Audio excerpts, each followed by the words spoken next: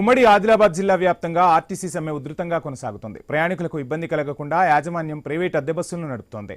కాంగ్రెస్ సర్కార్ మహిళలకు అందిస్తున్న మహాలక్ష్మి పథకం సక్సెస్ కావడంలో ఆర్టీసీ కార్మికుల పాత్ర మరవలేనిదని ప్రయాణికులు చెబుతున్నారు. తక్షణమే కార్మికుల డిమాండ్లపై ప్రభుత్వం స్పందించాలని కోరుతున్నారు. ఇదే అంశానికి సంబంధించి ఫుల్ డీటెయిల్స్ మా ఆదిలాబాద్ ప్రతినిధి శ్రీనివాస్ అందిస్తారు.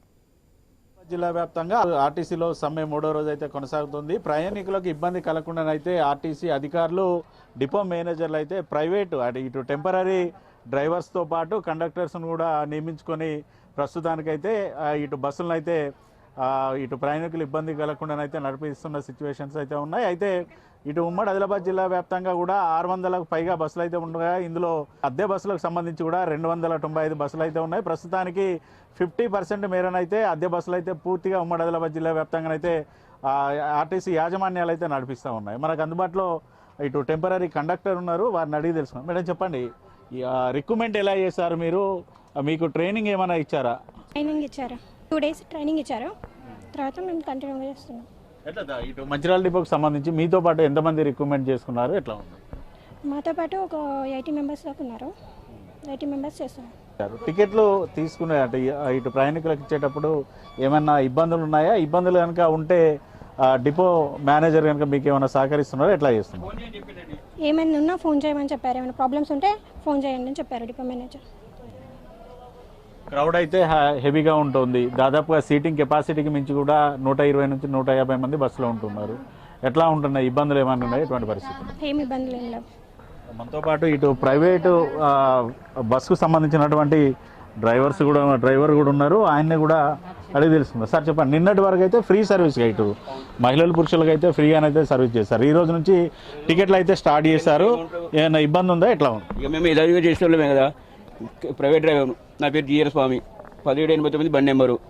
ఎదురుగా చేసేవాళ్ళమే. ఇక అదే పబ్లిక్ ఉంటే సీటింగ్ కెపాసిటీకి మించి కూడా ప్రయాణాలు కూడా చేస్తారు. యాక్చువల్ బండి కెపాసిటీ 60 మంది, ఇక మినిమం 100 మంది దాకా ఎక్కుతారు. దానికి మనం ఏం చేస్తాం? ఇటు ఆర్టీసీ కార్మికులు కూడా మీ యాజమాన్యాలతో పాటు మీ మద్దతు కూడా కోరుతూ ఉన్నారు. మీరు యాజమాన్యాలేమో ఇటు మిమ్మల్ని బస్సులు తీయమంటున్నారు, మంత్రి పొన్నమేమో బస్సు తీయకపోతే మాత్రం ఆర్టీసీ నుంచి తీసివేస్తామన్నారు. ఇప్పుడు మాకు ఓనర్గా జీతాలు ఇచ్చేది వాళ్ళు చెప్పినట్టు మేము వినాలి. ప్రైవేట్ డ్రైవర్లో మేము ఎప్పుడు చేసేది యథావిధిగా చేస్తున్నాం డ్యూటీ. సార్ చెప్పండి, ఎక్కడి నుంచి వచ్చారు? మీరు ఎక్కడికి వెళ్తే ఎంతసేపు బస్ స్టాండ్లో వెయిట్ చేశారు? బస్ స్టాండ్లో ఒక 10 నిమిషాలు వెయిట్ చేసిన. నాకు ఈ బస్సు వచ్చింది, ఎక్కేసిన. నేను మంచిర్యాల లోకల్ నుండి గోదావరి కని వెళ్తున్నా. ఎట్లా ఉన్నాయి? 3 days నుంచి ఏమైనా ఇబ్బందికర పరిస్థితులు ఉన్నాయా? టైంకి బస్సెస్ వస్తున్నాయి? ఎట్లా ఉంది? అంటే దాదాపు ఒక 10 minutesకి అట్లా ఉండాల్సిన బస్ కాస్త ఒక 15 minutes 20 minutes అట్లా టైం పడుతుంది. ఆ ఇబ్బంది అంటూ ఏం లేదు. అప్పుడు ఫ్రీ అయిన తర్వాత నుండి సేమ్ ఇదే ఉంది. ఫ్రీ అయిన తర్వాత లేడీస్ ఉంటున్నారు, మనకు సీట్లు అవైలబుల్ ఉండట్లేదు. ఇప్పుడు కూడా అదే పరిస్థితి ఉంది. బస్సులో రష్ ఎట్లా ఉన్నది? ప్రయాణం చాలా కష్టంగా ఉందండి. ఎంత చెప్పినా కానీ ఇది గత 2 రోజులుగా జరుగుతున్న ఆర్టీసీ సిబ్బంది యొక్క సమ్మెను చాలా కట్టుదిట్టంగా చేస్తున్నారు వాళ్ళు. ఈ ప్రైవేట్ సంస్థలు నడుపుతున్న యొక్క బస్సుల వల్ల ప్రయాణికులు చాలా ఇబ్బందికరంగా ఉంది. గత 2 సంవత్సరాల నుంచి ఉచిత బస్సు ప్రయాణికులకు చక్కని సర్వీసులు నిర్వహించి మీ ఆర్టీసీకి మరి ప్రభుత్వానికి మంచి పేరు తెచ్చినందుకు వాళ్ళ యొక్క డిమాండ్స్ను అతి తొందరగా పూర్తి చేసుకొని ప్రజలకు ఎలాంటి ఇబ్బంది కలగకుండా ఈ సమ్మెను విరింపజేసి ప్రజలకు అనుకూలంగా ఉంటారని ఆశిస్తూ, నేను ఒక అసిస్టెంట్ ప్రొఫెసర్ అండి, 2 రోజుల నుంచి చూసినా చాలా ఇబ్బందికరంగా ఉంటుంది.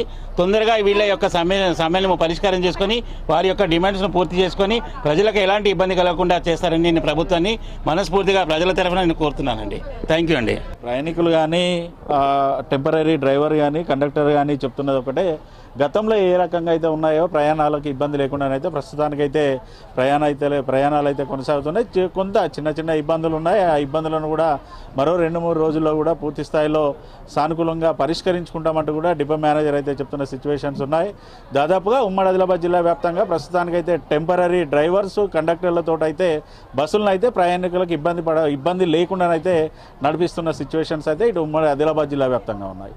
వీడియో జర్నలిస్ట్ రమేష్తో శ్రీనివాస్, ఐ న్యూస్, ఆదిలాబాద్ జిల్లా నుండి.